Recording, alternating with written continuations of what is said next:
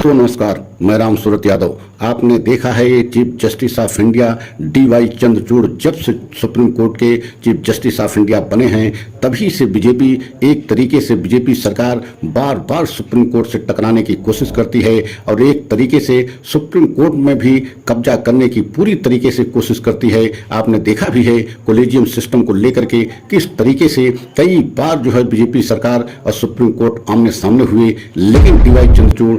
एक तरीके से बहुत बड़ा संदेश देते हुए और बीजेपी सरकार को स्पष्ट कह दिया कि जो कोलेजियम सिस्टम एकदम पूरी तरीके से पारदर्शी है, स्वतंत्र है, उसमें सरकार की भूमिका या सरकार की सहमति की आवश्यकता नहीं है। लेकिन आपने देखा है कि अभी एक हफ्ता 10 दिन पहले लगभग 600 जो है सुप्रीम कोर्ट के वकीलों की एक बहुत बड़ी फौज जिसका नेतृत्व हरीश साल्वे ने किया और एक पत्र लिख करके जो है चीफ जस्टिस को एक पत्र लिख करके यह बताने की कोशिश किया कि पूरे इस समय सुप्रीम कोर्ट में विपक्ष के वकीलों का और विपक्ष के लोगों का एक तरीके से दबाव बढ़ता जा रहा है, जिससे यह सवाल उठ रहा है कि क्या सुप्रीम कोर्ट भी विपक्ष के दबाव में आ गया है। तो आप समझ लीजिए कि उस समय तो सुप्रीम कोर्ट के चीफ जस्टिस ऑफ इंडिया कोई जवाब नहीं दिया था, लेकिन अब जो उन्होंने एक ऐसा जवाब दिया है और कहा है कि सुप्रीम कोर्ट के और न्यायपालिका के कंधे इतने जो है चौड़े हैं कि उनको प्रशंसा के साथ साथ जो है आलोचना भी सहने की क्षमता है। लेकिन हम वकीलों को बताना चाहते हैं,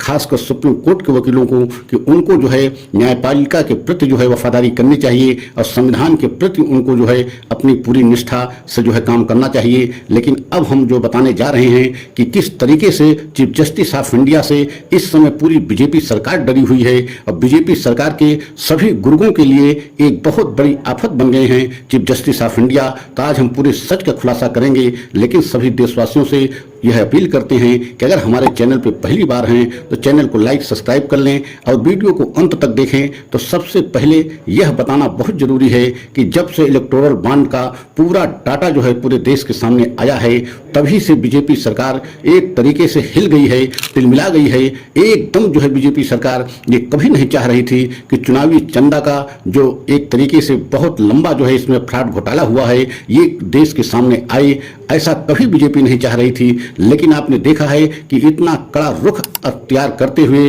DY Chandrachud chief justice of India ने जो है एक तरीके से पूरे देश के सामने वह डाटा ला दिया, जिससे पूरी बीजेपी हिल गई है। क्योंकि चुनावी चंदा स्कीम पूरी तरीके से फ्रॉड और असंवैधानिक है। यह जो है एक ऐतिहासिक फैसला देते हुए चीफ जस्टिस ऑफ इंडिया ने एक बहुत बड़ा ऐतिहासिक फैसला सुनाया, जिसका पूरा देश सलाम कर रहा है और पूरे देश को एक बहुत बड़ा जो है एक तरीके से विश्वास बढ़ गया है चीफ जस्टिस ऑफ इंडिया के ऊपर कि चीफ जस्टिस ऑफ इंडिया ने इतना बड़ा ऐतिहासिक फैसला सुनाया, जिससे पूरी बीजेपी का एक तरीके से घोटाला ही सामने आ गया। क्योंकि चंदे के रूप में बीजेपी को सबसे ज्यादा जो है इलेक्टोरल बॉन्ड के माध्यम से चंदा मिला है। और आपने यह भी देखा है कि बीजेपी ऐसे लोगों से चंदा लिया है इलेक्टोरल बॉन्ड के माध्यम से जिन पर ED और CBI की पहले कार्रवाई हुई और उसके बाद वही बड़ी बड़ी कंपनियों ने बीजेपी को चंदा दिया। और यहां तक कि शराब घोटाले का जो मुख्य अभियुक्त शरद चंद्र रेड्डी था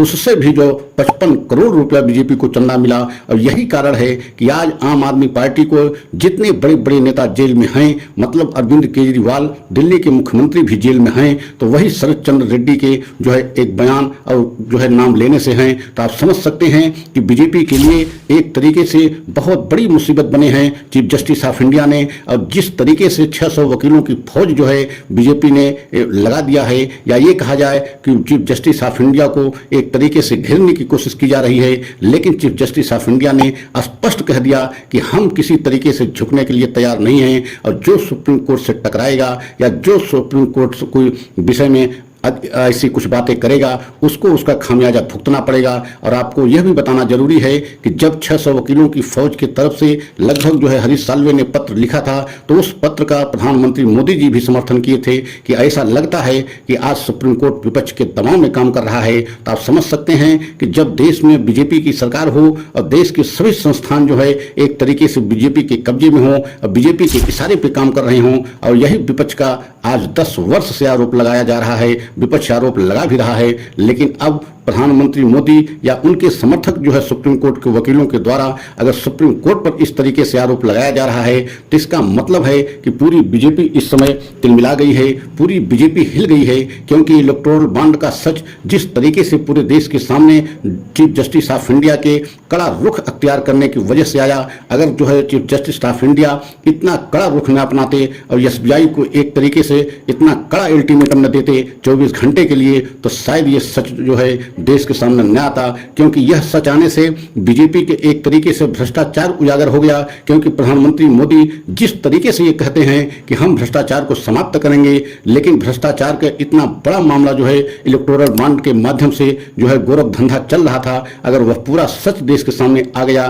तो लगता है कि इलेक्टोरल बॉन्ड की वजह से बीजेपी की सत्ता 2024 में जा भी सकती है, क्योंकि इसका असर पूरे देश में एक तरीके से बहुत ज्यादा पड़ने वाला है। क्योंकि पूरे देश की जनता के सामने जिस तरीके से DY Chandrachud chief justice of India ने सच को ला दिया है, उससे बीजेपी एकदम घबरा गई है, एकदम हैरान परेशान है। अगर हमारा यह वीडियो आपको अच्छा लगा हो तो लाइक सब्सक्राइब करें, कमेंट के द्वारा अपनी राय अवश्य दें। अगला वीडियो हम पुनः लेकर के मिलेंगे, तब तक के लिए जय हिंद जय भारत।